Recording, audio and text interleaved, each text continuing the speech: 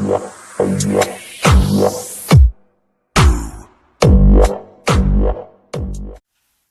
friends, this is DMC and this is my quick review of the Delonghi Icona ECOM311 coffee maker. So this is a nice looking machine, but looks aren't everything, and it's how it performs, and it performs quite well. Granted, these machines take a while for the user to fully dial it in, so I've only been using this for a week now. And after a few bitter tasting coffees, I managed to get to know this machine and make a nice coffee.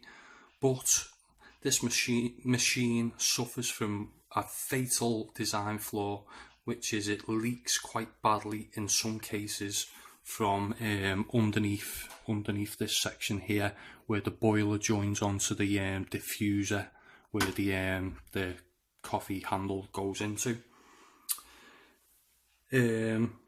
And from reading other reviews, it's not an isolated case and is quite common. So if you purchase this machine, you're probably taking a 50-50 gamble on receiving a faulty machine. As I only paid £35 for this machine, I wasn't really surprised it had some sort of fault. But if you purchase this in some cases for over £150, I wouldn't be happy with this. Just a couple of things. It's got the cup warmer on top, the steam handle on the top as well. Diffusers for this coffee maker look like this. It's got a symbol on the bottom to say that's a double espresso. You've got 3 of these, one for the Easy coffee pods, one for the single espresso and one for the double. You've got the steam wand, which does an okay job. It's just moves in and out. It hasn't got much movement in the steam wand. You've got the tamper underneath, which is quite handy, and I use it rather than using a separate diffuser. So I'll insert a quick couple of clips of me making an espresso, and then a clip of the leaking problem with this machine. Okay, so I'm gonna make a quick espresso, and one little tip I will say with this machine is don't overfill your portafilter, because you will not be able to turn the handle inside the machine. So I'll load the machine up, get it to a 90-degree angle, and place the cup under. Not, as I've mentioned, not much room for your cup here, so I've had to use quite a small cup. So I've got the green light on, and one thing we'll say is this green light doesn't stay on for very long, so if you want to run your coffee through the machine for a bit longer, you may have to stop and then restart the machine, but that may affect the flavour of the coffee that you're making. So I'll switch the machine on now.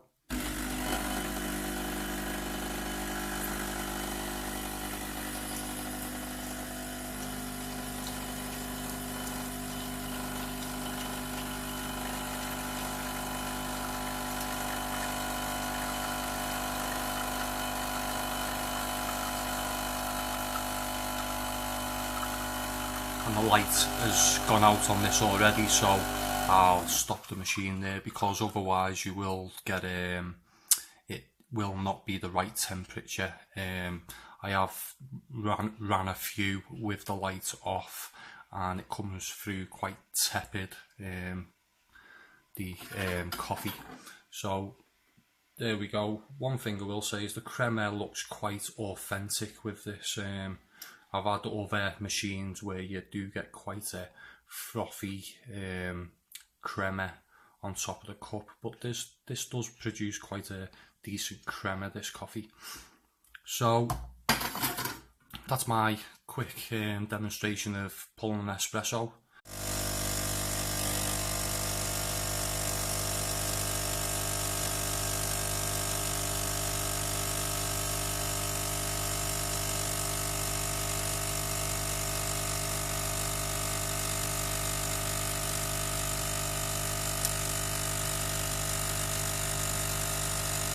So this machine will be returned to the store I purchased it from, and I'm really disappointed as it makes a decent cup of coffee even with its flaws. There is no confirmation that Delonghi have even acknowledged it has an issue with leaking, so as I say, it's not really worth taking a gamble for over £100, even more in some cases. So if this machine was working fine with no leak, I would say go and buy one, but I really can't recommend this machine, as I'd advise to look elsewhere in that price range.